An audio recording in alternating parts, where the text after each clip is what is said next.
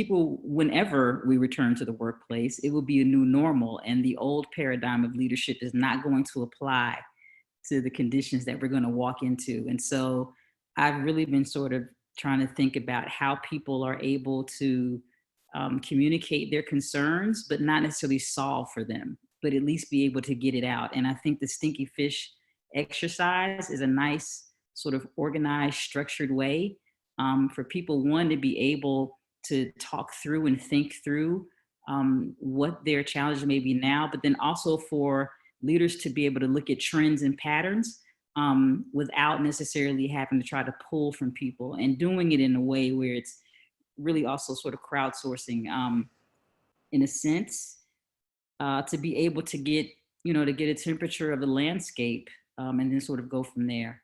Oh gosh, well, I have 19 pages of notes, and a good portion of that is various images and graphics, which is the joy of, having all these tools. I think one slide that particularly stands out to me, it was the one about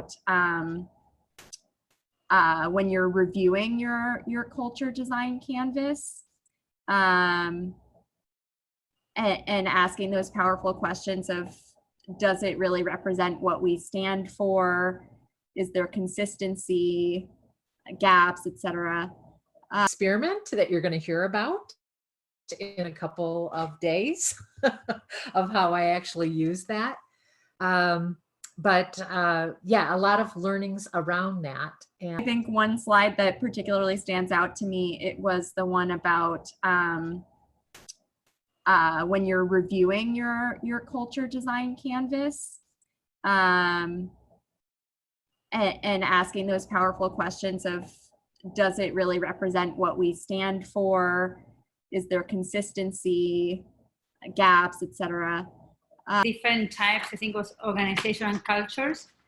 And I thought about, during the break, on what kind of organizations I have worked in the past, if there's a common thread about that, and what kind of leader I am, and whether I would be good in different types of environments.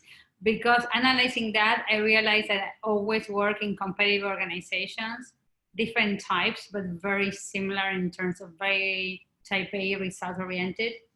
So it just was kind of great for me from a personal development to think about how we'll do in a tribal organization and what are the skill sets needed for that if I do have those skill sets. So I would have met Gustavo and Sofia a year ago. I would have hired them to help me execute this within an organization that I was at, because I think it's a great exercise. It might be easier if it's moderated by an outside partner.